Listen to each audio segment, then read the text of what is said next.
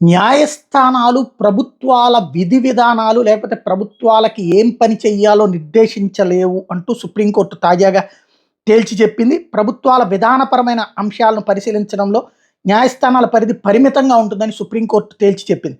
చిన్నారులు ఆకలి, పోషకాహార లోపాన్ని ఎదుర్కోవడానికి కమ్యూనిటీ కిచెన్ల ఏర్పాటు మీద ఓ పథకాన్ని రూపొందించాలని కోరుతూ దాఖలైన ప్రజాహిత వ్యాజ్యం అంటే పబ్లిక్ ఇంట్రెస్ట్ లిటిగేషన్ పిటిషన్ పరిష్కరిస్తూ ఈ కోర్టు ఈ తీర్పు ఇచ్చింది.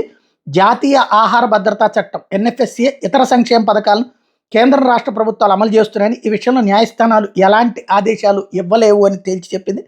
ప్రభుత్వాలకు పథకాలు రూపొందించే అర్హత ఉంటుంది. సంక్షేమ పథకాల విషయంలో పాలనా యంత్రాంగానికి న్యాయస్థానాలు సలహాదారులు కాదు.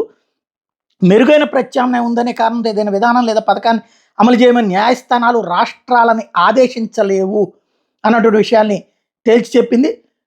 ఇందులో ఏదైనా సరే బెంచ్ ఈ విషయాన్ని తేల్చి చెప్తూ వీటి అమలు గురించి నిర్ణయించే అధికారం కేంద్ర రాష్ట్ర ప్రభుత్వాలకే ఉంటుంది.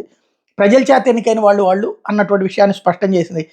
ఆకలి, పౌష్టికాహార లోపం ఇలాంటివి ఎదుర్కోవడానికి కమ్యూనిటీ కిచెన్ల కోసం పథకాన్ని రూపొందించడానికి రాష్ట్రాలు, కేంద్రపాలిత ప్రాంతాలకు ఆదేశాలు ఇవ్వాలని కోరుతూ సామాజిక కార్యకర్తలు అనున్ ధావన్, ఇషాన్ సింగ్, కొనాజన్ సింగ్ బిల్ దాఖలు చేస్తే ఆకలి, పోషకాహార లోపం కారణంగా రోజు వందల సంఖ్యలో 5 ఏళ్లలో పిల్లలు మరణిస్తున్నారని, ఈ పరిస్థితి పౌరులు జీవించే హక్కుతో సహా వివిధ ప్రాథమిక హక్కులను ఉల్లంఘిస్తోందని పిటిషన్లో పేర్కొంటే విధాన నిర్ణయాలు మేము జోక్యం చేసుకోలేమని కోర్టు ఈ సందర్భంగా తేల్చి చెప్పింది.